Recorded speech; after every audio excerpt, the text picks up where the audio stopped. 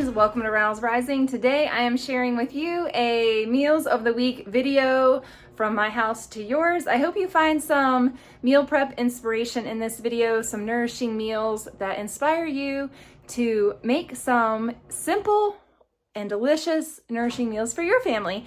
Thank you so much for joining me today. My name is Katie, and on this channel I share with you all about holistic homemaking, lifestyle, and parenting. If you're into all that, click the subscribe button and the notification bell so you don't miss a beat from Rouse Rising. I would love to have you part of the family. Now let's jump right into this video. All right, I've got these two beautiful packs of short ribs, beef short ribs, and they have quite a few in them, but we're a large family. And so I'm going to go ahead and braise these. Well, I'm going to season them up, and then we're going to braise them probably in our Instant Pot because we can just do everything in there and then we can set it and forget it. Or you can do it in a tall Dutch oven on your stove top, or you can even do this in your oven or outside on a campfire. But we're going to get these cooking and make delicious braised beef short ribs. Turn your Instant Pot on to saute, and then we're going to get them spread out all across this plastic so that we can get it seasoned up. But first, we're just going to go with a little bit of paprika, just some red pepper, a little bit of onion powder,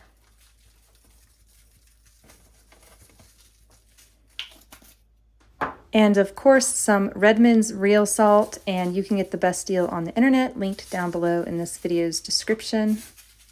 Once these are all seasoned up on both sides, we are going to sear them quickly in some oil inside of our Instant Pot on the saute function. And once these are nicely browned, we're going to add a little bit of liquid in there because we're going to be braising these. We will brown them in batches. We'll do 3 at a time.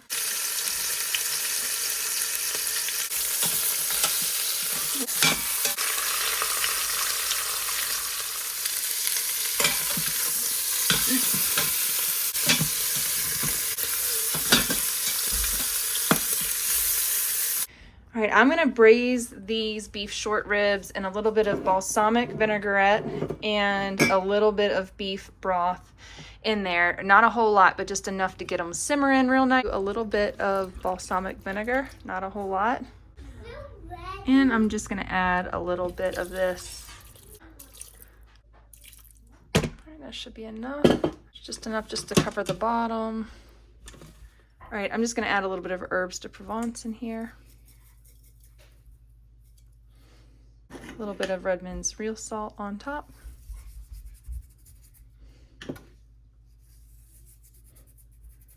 And we're just gonna let those simmer. Pop this lid on and stew these just for a little bit. So we're gonna meat stew these, and then I'm just gonna let them slow cook until we're ready to eat. So we got our new sofa. It showed up in this big gigantic box, and they brought it on a 28-foot box truck, tractor trailer. We're gonna unpack it now. This video is sponsored by Valencia Home Theater Seating, where they also have Valencia Lifestyle Series. And that is where we got this really awesome down stuffed sofa that is oh so comfy. And I'm going to tell you all about it. This is the Jasper 3-seater genuine Italian leather sofa from the Valencia Lifestyle Series, which is the leading luxury furniture retailer that is known for its premium Italian leather and high-quality fabric seating. Their fine contemporary sofas, sectionals, accent chairs, and ottomans are carefully and uniquely designed to elevate our living space into a modern luxury living area. They have over 22 styles on their website, and you can browse and take a look at them. Each Valencia piece is thoroughly crafted by their maestros, and every piece is a story waiting to be told. This cognac colored leather is beautiful. It's soft, it's warm, it's inviting. The down feathers that stuff the pillows make it really cushy and comfortable, and it's very durable. This has been in our home for over a month now, and we have really enjoyed using this sofa. My family loves to sit and read at it. The kids are on it all the time. I wish I had two because they definitely fight over who's going to lay on the sofa and read a book by the window. They really enjoy it, and so do I. Check out this Jasper Valencia 3-seater sofa and more from their collection linked down below in this video's description. These are the braised short ribs. They have been slow cooking for quite a while we were waiting to be ready for dinner. Aaron and I are gonna munch on these, and the kids already have their dinner, and we're gonna eat some of this meat tonight, and then the rest of it I'm gonna chop up and put in a soup, and then we're gonna use some for sandwiches as well.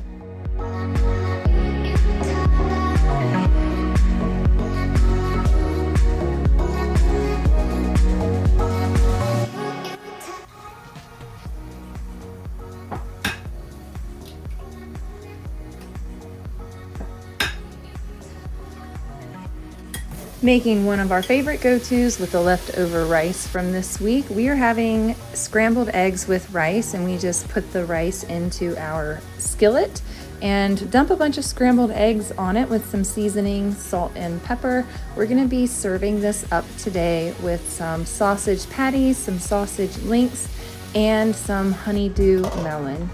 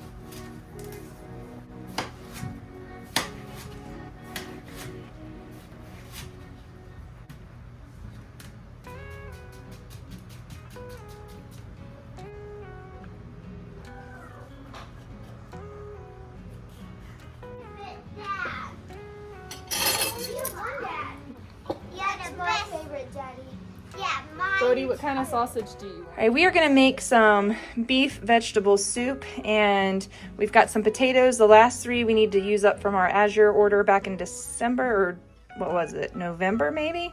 We've got some celery that we got, some carrots.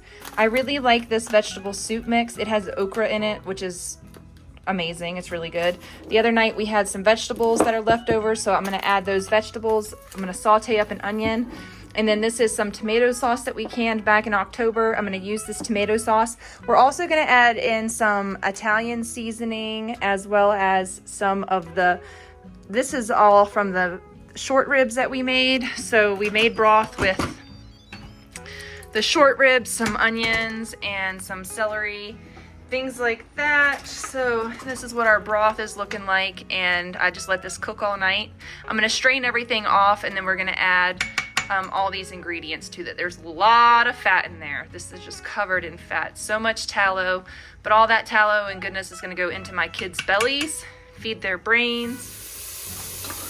Starting with our mirepoix, which is your onions, celery, and carrots, finely diced up, and then we're gonna throw in some potatoes, as well as some other delicious ingredients. I've got a bag of mixed vegetables that I shared with you. Those are gonna go in here. And really just every vegetable you have in the house can go in this yummy, delicious soup. We're also gonna be chopping up the leftover bits of these short ribs, and we're gonna dice them up really fine, and those are gonna go in this soup as well for a little bit of protein. That's how we're gonna stretch this last bit of meat, and so everybody can have a little bit of meat and a little bit of fat in the delicious broth and all the nourishing vegetables in their bowl of soup. This soup is one of my family's favorites. All right, now we're gonna dump some of this broth in here, and I'm gonna cut up more potatoes and add some vegetables, but you're gonna go ahead and get the broth going.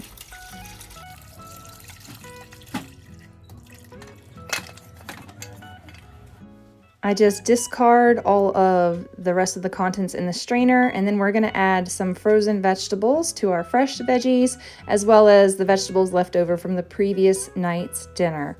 And all of this is gonna marry together. You can either pressure cook it for 15 to 30 minutes. I usually pressure cook it for 10 to 15 minutes. And about a tablespoon of Italian seasoning. Because everything else is mostly cooked in it. We just have to get some of the vegetables cooked, and they cook well enough in 10 to 15 minutes in the pressure cooker, or you can slow cook this for 4 hours on medium heat. or 8 hours on low heat.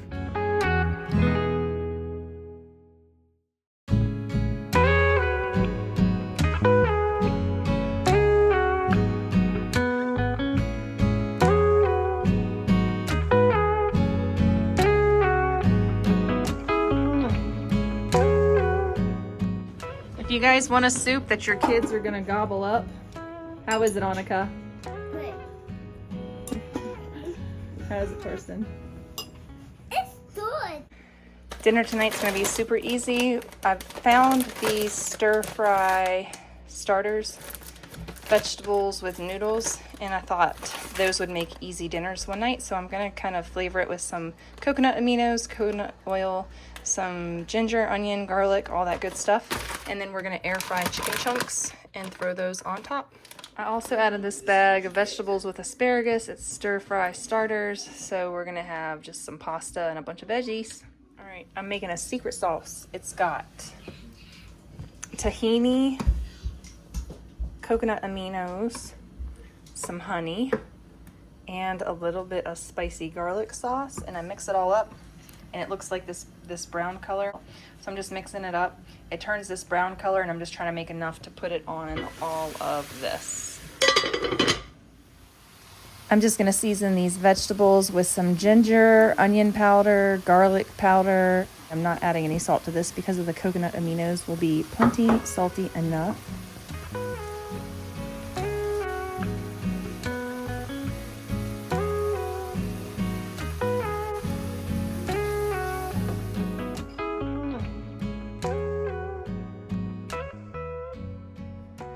Ran out to the freezer to grab some meat for the week, and I grabbed a couple of deer back straps that we have, some beef hamburger, and top sirloin for dinners this week.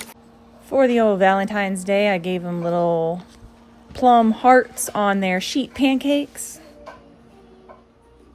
I have this large chuck roast that we got from a local farm, and I'm going to season this up, and then we are going to sear it in the Instant Pot, and we're going to slow cook this and let it get nice and tender. All right, we're going to start out with a little bit of olive oil in there, get that going in our Instant Pot. I was going to do this in the oven in my Staub cooker, and then I just had a mishap, so now we're going to do it in the Instant Pot. We're gonna sear this, get that all seared up and browned on every side. Some nice color going on it now. Nice color in the bottom. We're also gonna throw in some onions and get those going.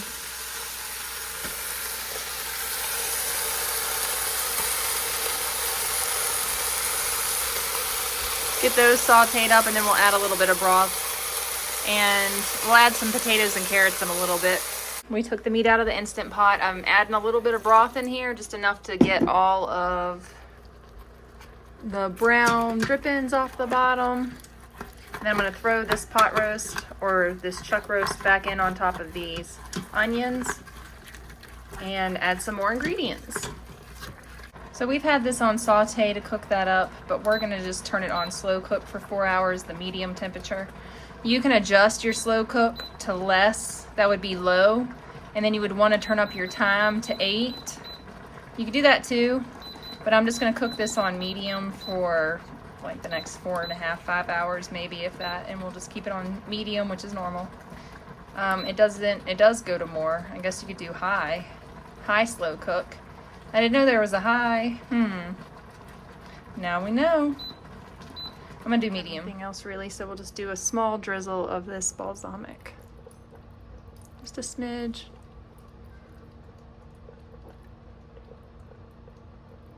Just a little bit. Right, we're cutting up some carrots and we put them in there, and we're cutting up some potatoes, and we're just gonna let these cook for the next hour or so. All right, this is how the pot roast turned out. Aaron has served up all the kids, and the meat just falls apart. It's really amazing. It's tender, it's juicy. It cooked for about 4 hours or so, 4.5 hours, and it's really good. So made a lot of broth with it, and that's what we're gonna eat on for the next couple days.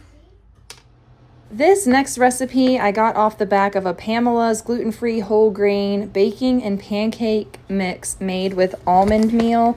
It's their muffin recipe, and it is 1 1/4 cups Pamela's baking mix, 1 egg, 1 1/4 cups water, 1 teaspoon vanilla, 1/3 cup honey, 1/4 cup chopped walnuts, a 1/2 cup of fruit. I'm using blueberries. It makes 6 muffins. I'm doubling it. You preheat your oven to 350, mix all the ingredients together and spoon into a greased muffin tin, 2/3 full, and you bake for 18 to 20 minutes. On this day, I'm making this breakfast, and then I'm also going to make some sandwiches with the leftover meat. And then we are headed to a farm expo at the fairgrounds to go, and it's a homeschool or a 4th grade county-wide event, and they actually are allowing homeschoolers to this event. So the kids and I are going to meet Aaron and Torsten there, and we're going to go and learn about all the agricultural farming things that happen in the Klamath County Basin here in Southern Oregon. So that's going to be a lot of fun, and well, we've already been there, so I can tell you it was a lot of fun, and we learned so much in the short amount of time that we were there. They're really getting excellent at presenting at each booth to the classes and giving us a lot of information in a little bit of time. So these muffins were perfect. We took some of them with us in the car to have as a snack as needed for the kids because this happened at noon. So we ate sandwiches, we rushed out the door, and had some muffins for snack afterwards. To go along with these muffins for breakfast, to make it a filling breakfast, we're also going to make a smoothie, and I have some oranges that I bought a couple grocery hauls ago, and we've been using the oranges in our smoothies. So we're going to do oranges, mangoes, and then a fruit mix that has strawberries, blueberries, mangoes, and bananas in it. And we're also going to add a bunch of the A2 yogurt as well as some almond milk to this. And we're going to get it all blended up, and we're going to have a smoothie with our muffins and our sausages just to round everything off to have a nice breakfast. Now, this is an easy breakfast, I think, not too much involved. I mean, it seems kind of like it is, but this is a very easy breakfast as far as I'm concerned. I just blend everything up in the blender. Making the muffins is super easy. You just make them and put them in the oven. While they're baking, you can have the smoothie going, you can have your sausage going, and just multitask it all, and within about less than 30 minutes, you have a very good breakfast for your family. Now, this was a breakfast, I made on the fly, and I made it on the fly. I didn't know what I was going to make for breakfast when I woke up, and this is what I came up with. And sometimes that's just mom life. I also had a big mess to clean up with the smoothie because I didn't have it covered properly. Oh, early mornings are lots of fun. But like I said, this is a busy day ahead. So we're going to serve up these kids. I'm going to have a little bit of this smoothie. It has a little bit of dairy in it, but that's okay. A little bit of dairy on occasion doesn't bother me too much. I just can't have a whole lot of it, that's for sure. Okay, we're going to make sourdough. So I've got some unfed sourdough starter in there. And I'm going to tare my scale.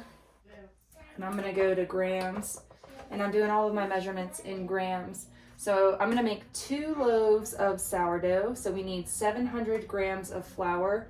This is some fresh milled that I made yesterday, so I'm just adding that leftover, and then I'll do the rest.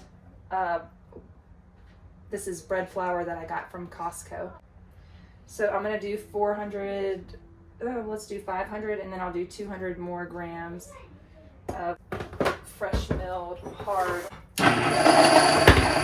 We need 700 grams total of flour, so I'm going to do part of it with this fresh milled wheat and part of it with the all-purpose flour. This is the first time that I have made a sourdough batch without pre-making my leaven, and I am using about a 1/2 or 3/4 of a cup of unfed starter. And then we're going to add 475 grams of water. So we just tear it out again. Thank you, Annika.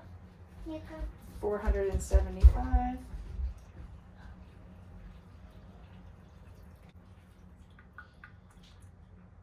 Next, we're going to measure out our water and salt, and we do about 50 grams of water and then 20 grams salt.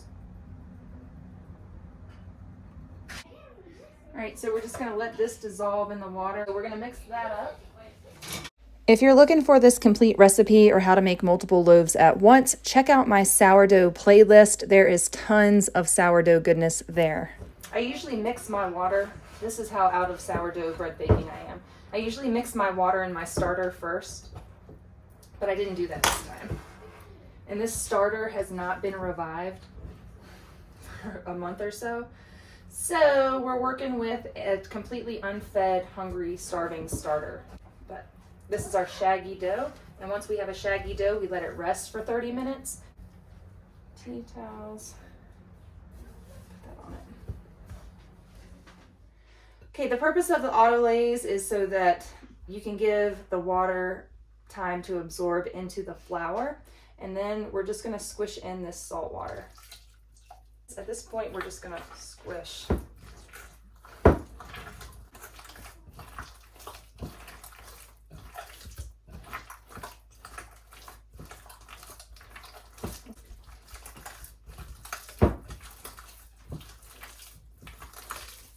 this is just to squish air into the dough and to get that distributed. And it should be fairly loose at this point because you are going to be stretching and folding it. So this is going to sit and rest for 30 minutes, and we're going to do 6 stretch and folds over the next couple of hours. This bread was made with hard white wheat and half bread flour from Costco, and the crust is amazing. It's got a really good crumb to it. I wrapped it in a blanket last night because it was still slightly warm, and then I stuck it in a Ziploc bag, and it's really nice and soft and squishy. It's not, you know, throwing crumbs all the way across the room because the outer crust is so dry. So I think that's the key, is to wrap it in a cloth and stick it in a Ziploc bag when it's just barely warm, and it gives you a nice soft crust versus the hard crunchy crust that comes out of. And then when I let it cool completely, that stays hard and crunchy on the outside, very soft on the inside, but it's nice to have a soft outer crust. So that worked out really nice.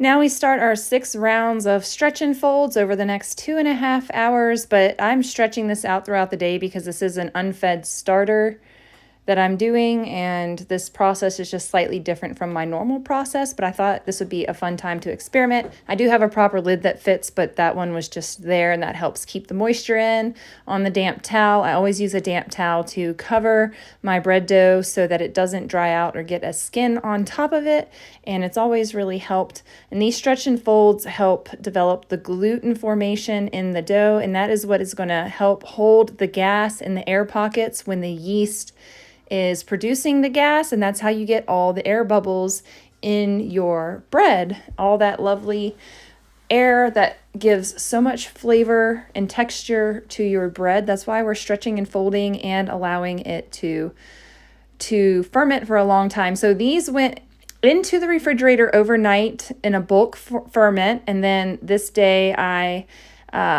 separated the dough out into 2 loaves. Now I am shaping them, and once I shape them, I'm going to put them in my bannetons, and they're going to be covered, and they're going to go in the refrigerator for overnight to continue fermenting and to chill overnight. It's going to ferment real slowly in the refrigerator. And then we're going to bake these in the oven first thing in the morning in a hot Dutch oven.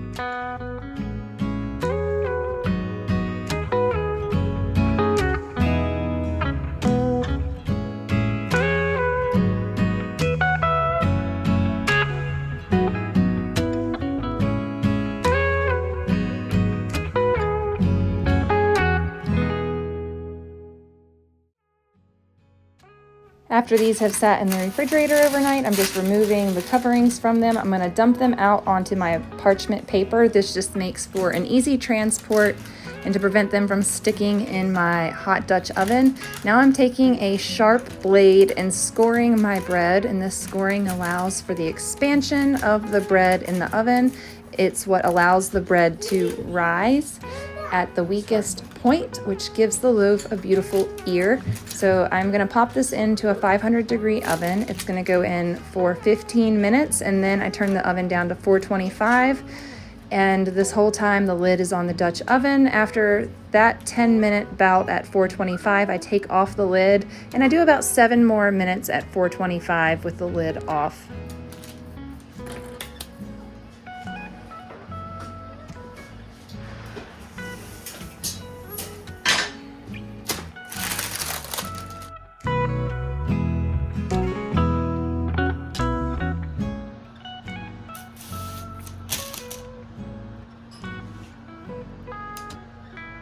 Beautiful sourdough. So this sourdough, I did not make a leaven. I used a really old hungry starter that was in my refrigerator, and I completely biffed on my sourdough making process. But as you can see, there's still lots of air in this. It looks awesome. I haven't made sourdough in months, and I used to make 8 loaves of sourdough a week, and I would freeze it. And my sourdough starter has been off and on living in the refrigerator. But I would say for not making a leaven, not following my recipe correctly, I would say this turned out really, really beautiful. I mean, sure, it's not the neatest, cleanest break in the bread. If you saw my process and you were like, why didn't she make a leaven? You know, my brain blanked on it and I didn't make a leaven. But here's the pretty scoring I did on the side. It kind of broke right there a little bit, but that's okay. Didn't do it deep enough. I did a little decorative scoring there. It split. That's okay. Not a big deal. And then this was my main ear score to help the bread expand, and it expanded really nicely. All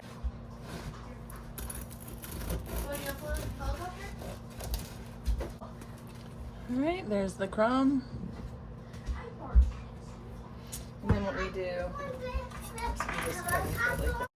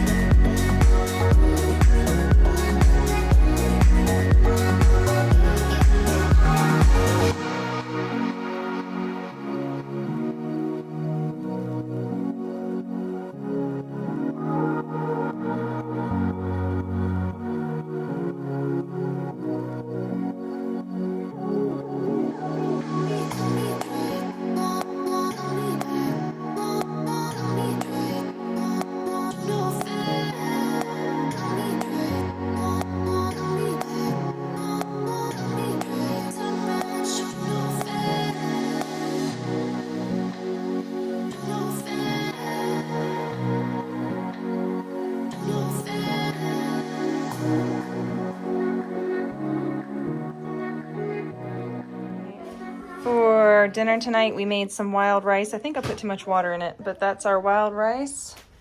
We've got some mixed vegetables going, and I'm gonna peel all this chicken off of this for the kids. My white yesterday. I went down a ride with Dad. You went down the slide with Dad? Yeah. Good job. And with that leftover chicken carcass, you know I'm going to put water in a pot, throw the carcass and all the bones and all the everything that was not eaten besides the chicken meat, all the hard bits and bobs, the connective tissues, the skin, and we're going to cook that overnight. We're going to slow cook it all night long with some onions, celery, bay leaves, peppercorns, whatever you have, whatever vegetables that you have that you're not going to use. If you save any scraps in your freezer, go ahead and get those out and throw those into your soup pot or your Instant Pot as well. The reason why I love this Instant Pot so much is because I can set it and forget it, and I can let things slow cook in it all night long, like this chicken broth that I am making. And this is what I use when I cook rice. This is what we use for soups. Well, you also saw I use beef stock and beef drippings for soups as well in this video, but every bit gets used up. We don't waste anything when it comes to our food. We try to use up all the scraps that we can, and what we don't use, we compost. These are the 2 half-gallon jars of broth I got. They're about 3/4 of the way full of chicken broth from that. Thanks so much for hanging out with me today. I will see you in the next video. Have a great week. Bye.